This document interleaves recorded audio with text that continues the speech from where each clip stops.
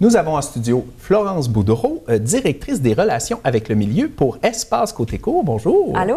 Alors, tu es venue faire une petite chronique en quelque sorte parce qu'on va parler de la programmation, puis on va te voir régulièrement parce que le Côté-Cour, il y a des spectacles tout le temps. Oui, exactement. On a une belle programmation en plus cet hiver, donc je vais revenir vous parler de tout ça puis expliquer tous les beaux spectacles, les beaux artistes qu'il y a à voir chez nous cet hiver notamment. Donc, qu'est-ce qui s'en vient bientôt? Bien là, on ouvre notre saison vraiment bientôt. Le 24 janvier, on commence en douceur, en beauté avec Saratoga, un duo folk assez connu maintenant qui prennent vraiment bien leur place dans le paysage québécois depuis longtemps. Ils viennent présenter leur album « Ceci est une espèce aimée ».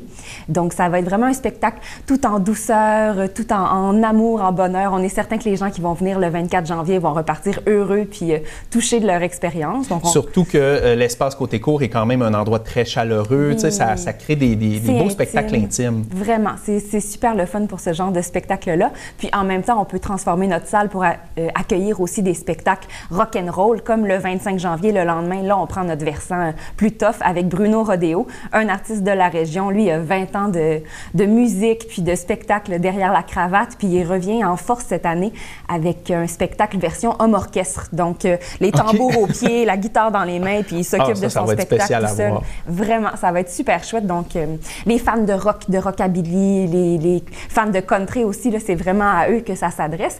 Puis en plus, pour mettre de l'avant nos artistes régionaux, on accueille aussi en première partie un des 4 finalistes du festival de la chanson de Saint-Ambroise dans la catégorie auteur-compositeur-interprète, Pierre-Luc Larouche. Est-ce que tu connais peut-être? Le nom du vaguement, mais c'est tout le temps ça dans les débuts, on commence à se faire connaître. Exactement. Fait que ça va valoir la peine de venir voir Pierre-Luc Larouche, justement, en première partie de Bruno Rodeo, le 25 janvier. Demander un autographe avant qu'il soit trop populaire. Exactement. Va falloir faire notre travail adéquatement. Ensuite, si je peux poursuivre avec les mots parleurs, est-ce que tu connais ça? Non, pas du tout. OK. Bien, c'est la semaine littéraire, en fait, qui a pris un nouveau nom.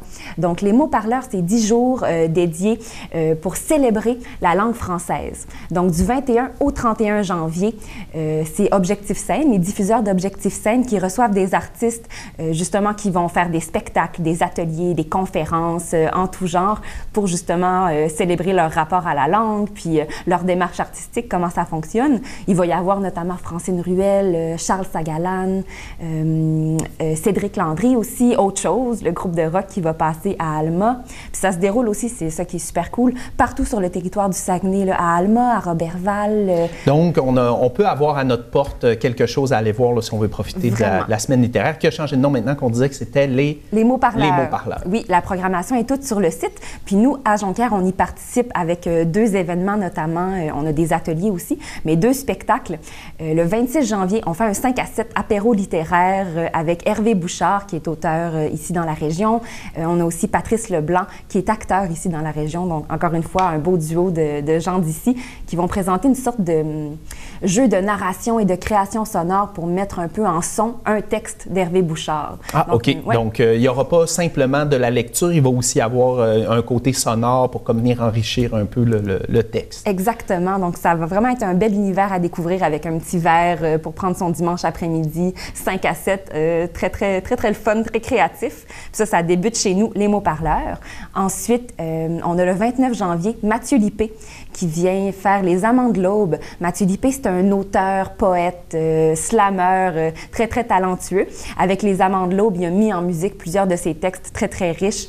Il parle de la quête de sens, de la liberté, de la nature. Donc, un spectacle qui va vraiment faire rêver, qui va appeler à l'imaginaire, puis qui va, de notre côté, mettre fin aux mots parleurs, mais ça se poursuit quand même partout sur le territoire jusqu'au 31.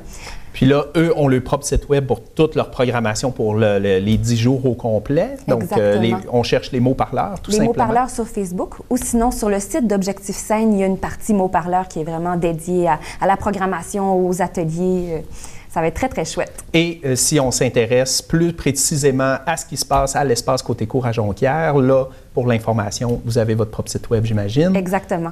Le www.cotecour.ca ou sinon, vous pouvez nous téléphoner aussi au 418-542-1376. On est souvent disponible puis on est très content d'y être. Une belle salle de spectacle, comme on disait, chaleureuse, juste à côté de l'église Saint-Dominique. Donc, un bel endroit pour ceux qui ne connaissent pas à découvrir. Bien, merci beaucoup, Florence Boudreau, d'être venue à l'émission. Puis à une prochaine pour nous parler des continuités de la programmation de l'espace Côté-Cour. C'est un rendez-vous. Bye.